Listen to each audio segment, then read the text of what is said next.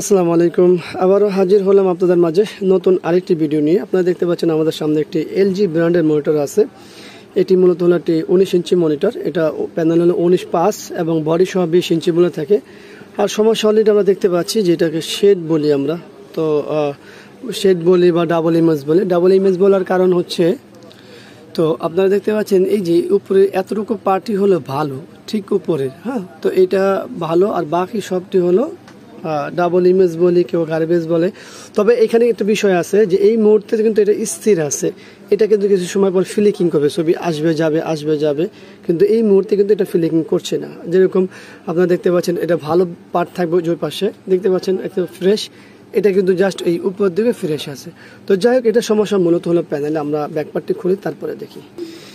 আমরা ব্যাকপার্টটি খুলেছি, আর এই তো একটা ছোট একটি কাঠ দিয়ে সব কিছু করা থাকে। তো আসলে কাঠ সবসময় দেখা যায় যে বেশি একটা বড় থাকে না। তো আসলে এক এক ব্র্যান্ড এক একভাবে করে। এলজি ব্র্যান্ডের কিন্তু বিশেষ কিছু বৈশিষ্ট্য আছে, ওদের কার্ডের সাইজগুলো এরকমই হয়ে থাকে। তবে হ্যাঁ, 27 বা 29 যেয়ে কিন্তু তাদের আবার পরিবর্তন আসে। তো যাই হোক, আমরা প্যানেল সাইজ নিয়ে কথা বলতেছিলাম। এই যে প্যানেল সাইজ দেখতে পাচ্ছেন 19.5।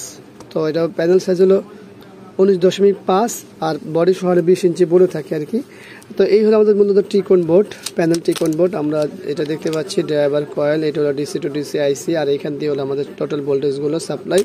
এটা সব প্যানেলই যেরকম দুই পাশ দিয়ে আমাদের সাপ্লাই হয়ে থাকে, এটাও এই পাশ দিয়ে সাপ্লাই হয়েছে। তো এই এক পাশ আর এই এক পাশ। তো আসলে এখানে যে আমরা সমস্যা দেখতে পাচ্ছি সেটা হলো প্যানেল থেকে হচ্ছে। তো আমরা ভিজে কেবল লাগাবো, পাওয়ার দেবো আবার নতুন করে, তারপরে দেখবো যে আমাদের ডিসি টু ডিসি আইসি তো গরম হওয়ার কথা অতিরিক্ত।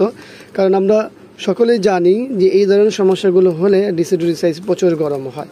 তো দেখি কি অবস্থা।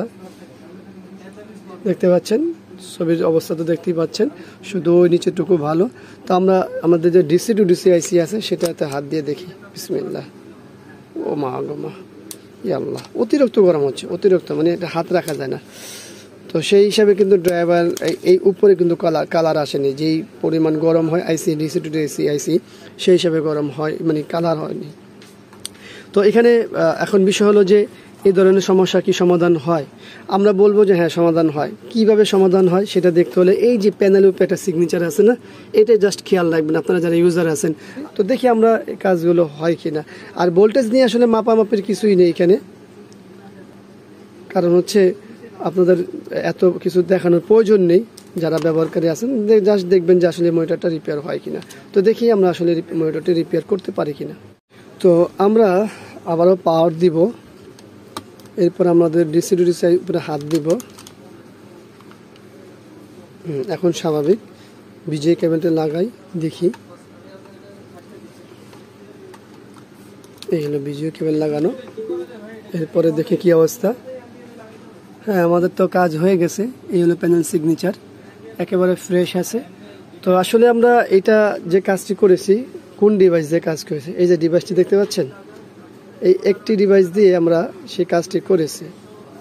তো আসলে কি করেছি, যারা টেকনিশিয়ান আছেন তারা ভালোভাবেই জানবেন, যারা রেগুলার কাজ করেন তারাই বলতে পারবেন। তো যাই হোক, আমাদের যে মূল কাজ সেটা কমপ্লিট। আশা করব ভিডিওটি আপনাদের ভালো লাগবে, কারণ হচ্ছে ভিডিওটি শুধুমাত্র ব্যবহারকারীদের উদ্দেশ্যে তৈরি করা। ভিডিওটি ভালো লাগলে লাইক, কমেন্ট, শেয়ার, অবশ্যই আমাদের চ্যানেলটি সাবস্ক্রাইব করবেন, পাশে থাকা বেল বাটন চাপ দিয়ে রাখবেন। আবারও দেখাবো ইনশাআল্লাহ অন্য কোনো বিষয় নিয়ে। আজকে এখানে বিদায়। আল্লাহ হাফেজ। আসসালামু আলাইকুম ওয়া রাহমাতুল্লাহি ওয়া বারাকাতুহু।